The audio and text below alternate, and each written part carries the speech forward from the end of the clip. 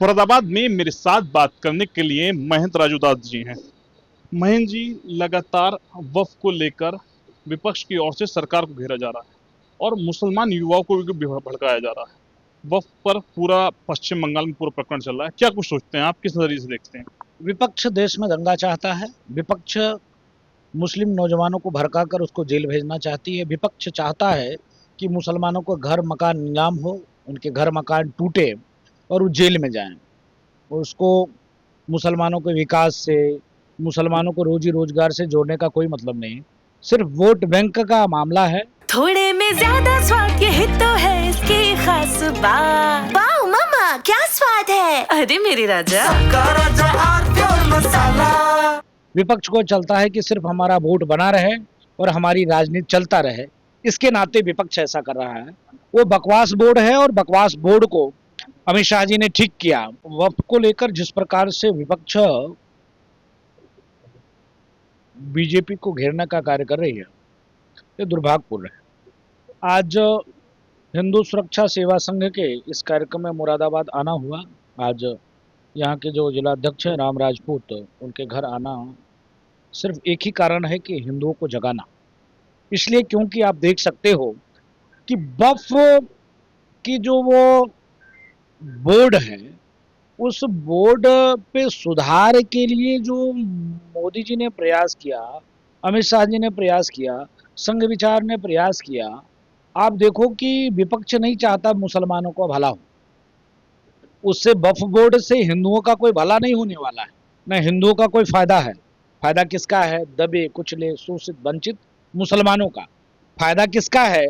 जो मुस्लिम बहनें हैं, मुस्लिम बेटियां हैं, उनका। नुकसान किसका है? ओवैसी जैसे नेताओं का, जिन्होंने 400 वक्फ बोर्ड की जमीन को कब्जा करके रखा है, संपत्ति को कब्जा करके रखा है। इसके नाते पीड़ा है। और विपक्ष के लिए तो मुस्लिम सिर्फ वोटर हैं, उनको सिर्फ वोट की राजनीति करना है। वो चाहते हैं कि मुस्लिम नौजवान भड़के, जेल में जाए, दंगा फैले, मुस्लिम नौजवान की सुताई हो, कुटाई हो। उत्तर प्रदेश में गलती से भी ऐसा नहीं करना। मैं फिर कहता हूँ, उत्तर प्रदेश में गलती से भी ऐसा नहीं करना, क्योंकि उत्तर प्रदेश में कौन है? बाबा। और बाबा की डंडा जब चलती है तो अच्छे बाबा या तो जेल करते हैं या तो डायरेक्ट प्रभु की हम मेल करते हैं। यहाँ कोई तीसरी व्यवस्था नहीं है। इसके नाते उत्तर प्रदेश में कोई गलती करने का दुस्साहस मत करना। अभी पश्चिम बंगाल की स्थिति भयावह बनी हुई है। जिस प्रकार से वहाँ हिंदुओं को टारगेट किया जा रहा है, हिंदू माँ बहन बेटियों की इज्जत लूटा जा रहा है, घर मकान को जलाया जा रहा है, तोड़ा जा रहा है। आप देख सकते हो कि ममता बनर्जी मौन है, विपक्ष मौन है। दुर्भाग्य है। ये स्थिति आने वाले दिनों में, मैं आगाह कर रहा हूं, पूरे देश में उत्पन्न होगा। क्योंकि जिसकी जितनी संख्या भारी, उसकी उतनी हिस्सेदारी। डेमोक्रेसी में, लोकतांत्रिक व्यवस्था में जब आप समझ सकते हो कि 20 करोड़ आबादी मुसलमानों का और उनके सांसद 232 वोट कैसे मिले? सबके सब मुसलमानों ने वोट किया। 200 देश में, फिर मैं डंके की चोट पे कहता हूं, देश में 232 मुस्लिम सांसद हैं। बहुत बड़ी बात करें। जिस प्रकार से वक्फ बोर्ड पर नंगा नाच हुआ, जबकि मोदी जी, अमित शाह जी ने सबको बैठाकर सामंजस्य बनाया, चर्चा किया कि इस बिल से करेक्शन करने से ये फायदा है, जबकि संवैधानिक रूप से संविधान के साथ छेड़छाड़ कांग्रेस ने किया, संविधान के साथ कांग्रेस ने बलात्कार किया, जिसका परिणाम स्वरूप है वक्फ बोर्ड, जिसका परिणाम स्वरूप है वर्शिप एक्ट, जिसका परिणाम स्वरूप है कि मंदिर के विरोध में 23 कानून, जिसका परिणाम स्वरूप है कि सेकुलर राष्ट्र बनाना। सेकुलर गांधी जी ने नहीं बनाया, सेकुलर बाबा साहब भीमराव अंबेडकर ने नहीं बनाया, सेकुलर पूर्व गृह मंत्री होने वाले प्रधानमंत्री थे सरदार वल्लभ भाई पटेल ने सीधे तौर पे कहा था कि जहां मुसलमानों की जनसंख्या बढ़ती है वहां ये इस्लामिक राष्ट्र, इस्लामिक राज स्थापित करते हैं। इसके नाते मुसलमानों को तत्काल भारत से बाहर किया जाए, हम इनको भारत में रहने नहीं देंगे, ये उन्होंने कहा था। सरदार वल्लभ भाई पटेल ने कहा था, बाबा साहब भीमराव अंबेडकर ने कहा था कि कि इनको कितनों सुख सुविधा दे दो ये भारत के नहीं हो सकते हैं। इसके नाते मुसलमानों को, जब देश बढ़ चुका है तो मुसलमानों को जाना चाहिए। लेकिन ना तो अंबेडकर साहब की बात किसी ने सुनी, ना तो सरदार वल्लभ भाई पटेल की बात को सुनी, जिसका परिणाम स्वरूप एक आज पश्चिम बंगाल की स्थिति क्या है, जिसका परिणाम स्वरूप एक जम्मू कश्मीर की स्थिति क्या है, जिसका परिणाम स्वरूप एक आप देख सकते हो कि दुनिया में 58 कंट्री इस्लामिक आतंकवादियों का है। वहां पर क्या जैन, क्या सिख, क्या बौद्ध, क्या पारसी, क्या ईसाई, जमीन निकल गई क्या आसमान? वहां सब सेकुलर मर गए क्या? वहां सेकुलरिज्म कीड़ा काटना बंद कर दिया क्या? वहां कहां चले गए? उसी प्रकार से हिंदुस्तान में भी आप देखो, पश्चिम बांग्लादेश में क्या चल रहा है, पाकिस्तान में क्या हुआ, अफगानिस्तान में क्या स्थिति है, भारत में पश्चिम बंगाल में क्या स्थिति हो रही है। ये गंभीर विषय है, चिंतनीय विषय है। इस पर सरकार को तुरंत संज्ञान में लेकर पश्चिम बंगाल में तत्काल राष्ट्रपति शासन लगाना चाहिए और शांति सेना भेजकर बांग्लादेश में हिंदुओं की रक्षा करनी चाहिए। यूसुफ पठान के द्वारा अपने एक एक्स अकाउंट पे पिक्चर पोस्ट करी है। एक तरफ पश्चिम बंगाल में इतना कुछ हो रहा है, वहीं से सांसद हैं और इस तरीके की फोटो पोस्ट करना क्या कुछ कहेंगे? इस पर विपक्ष को गौर करना चाहिए। मुसलमान किसी के नहीं होते, जिसका परिणाम स्वरूप है अधीर रंजन चौधरी चुनाव हारे। अधीर रंजन चौधरी वहां के नेता थे, जमीनी नेता थे, और वो चुनाव हार गए और गुजरात से यूसुफ पठान जाकर चुनाव जीत गया। ये गंभीर विषय है, ये मामूली विषय नहीं है। तो यूसुफ पठान एक्स पर मजा ले रहे थे कि हिंदू के साथ ठीक हो रहा है, और एक तरफ हिंदू मारा जा रहा है, हिंदू माँ बहन बेटों की इज्जत लूटी जा रही है, घर मकान जलाए जा रहे हैं, और वो मजे से चाय की चुस्की लेते हुए यूसुफ पठान एक्स पर ट्वीट कर रहा है। ये दुर्भाग्यपूर्ण है। सपा राष्ट्रीय अध्यक्ष रामजी लाल सुमन के साथ खड़े हुए हैं। एक पूरा समाज जो है एक तरफ खड़ा है, उसके बाद समाजवादी पार्टी के राष्ट्रीय अध्यक्ष का रामजी लाल सुमन के साथ खड़ा होना किस नजरिए से देखते हैं? अगर उसका नाम रामजी लाल सुमन होता तो तत्काल माफी मांग लेता। उसका नाम हरामी लाल सुमन है। इस हरामी लाल सुमन को बढ़ावा कौन दे रहा है? अखिलेश उद्दीन साहब।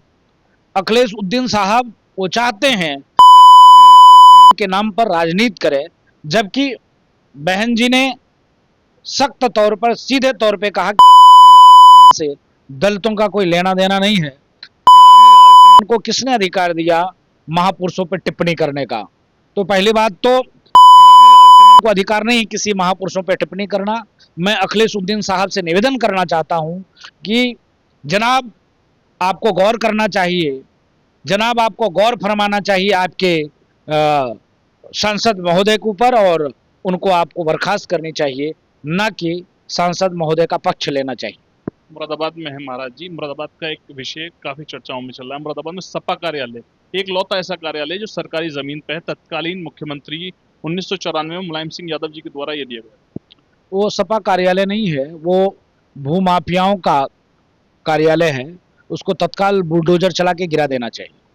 बड़ी मांग कर रहे हैं। हाँ, और क्या, तत्काल वो भूमाफियाओं का कार्यालय है, तत्काल गिरा देना चाहिए। महाराज जी, वाराणसी कोर्ट में तारीख है आपकी, क्या कुछ कहेंगे? क्या सिनेरियो था और उसके बाद ये पूरा प्रकरण क्या रहा? देखिए, मैं आभार व्यक्त करता हूँ सनातनियों का, राम भक्तों का, कि धर्मो रक्षति रक्षतः। हम किसी दल की बात नहीं करते, हम किसी पार्टी की नहीं बात करते। हमारी विचार ये था, हमारी विचारधारा ये था कि महाकुंभ आइए, संतों के चरण शरण में बैठिए, माँ गंगा का आचमन करिए, हो सके तो स्नान करिए, बेनी माधो भगवान का दर्शन करिए, और हनुमान जी महाराज का आशीर्वाद लीजिए, जाइए। लेकिन किसी व्यक्ति ने किसी व्यक्ति को भगवान बना दिया। राजूदास महापुरुष हो सकते हैं, संत हो सकते हैं, लंठ हो सकते हैं, कंस हो सकते हैं, लेकिन भगवान नहीं हो सकते। उसी प्रकार से कोई राजनेता को, नेता को आप भगवान बताओ तो ये नहीं चलेगा। इसी को लेकर हमारा विरोध था, जिसको लेकर है कोई बात नहीं है। धर्म के लिए जेल जाना पड़े, धर्म के लिए गोली खाना पड़े, मरना तो एक ही बार है, बार बार थोड़ी नहीं मरना है। क्या आप भी बात करते हो? हम सौभाग्यशाली हैं कि सनातन के काम आ रहे हैं। क्या बात करते हो? हम सौभाग्यशाली हैं कि राष्ट्र के लिए काम कर रहे हैं। हमारी लड़ाई किसी की व्यक्तिगत नहीं है। अगर कोई उसको जाति रंग दे रहे हैं तो कहीं से अच्छी बात नहीं। हमारी कोई जाति बता दे, हम जब संकल्प करते हैं बोलते हैं अच्युत गोत्र, सुबेरे हवन करते हैं तो संकल्प अच्युत गोत्र बोलते हैं, हम बोल सकते थे। हम सपा के द्वारा इसको लेकर पूरा मुद्दा बनाया गया, उस पर क्या कुछ नहीं, करें? देखिए सपा तो हर विषय पे सपा मुद्दा बनाती है, उसके पास कोई काम नहीं है। सपा सरकार को घेरने में विफल है, रोजी रोजगार पे सपा सरकार को नहीं घेर पा रही है। सपा बोल क्या रही है तो रामचरितमानस नफरती ग्रंथ है, फाड़ना चाहिए, जलाना चाहिए, प्रतिबंध करना चाहिए, साधु मठाधीश माफिया होते हैं, ये सब आतंकवादी होते हैं, ऐसे शब्दों का ये लोग प्रयोग करने वाले लोग हैं। उनको सनातन से कोई लेना देना नहीं है, इसके नाते वो हमको घेर रहे हैं और कोई बात नहीं। मेरे साथ बात करने के लिए राजूदास जी थे, जिनके द्वारा कई महत्वपूर्ण बिंदुओं पर जानकारी दी गई। शारिक सिद्दीकी, TV9 मुरादाबाद। थोड़े में ज्यादा स्वाद, यही तो है इसकी खास बात। वाओ मम्मा क्या स्वाद है। अरे मेरे राजा, सबका राजा आरती और मसाला।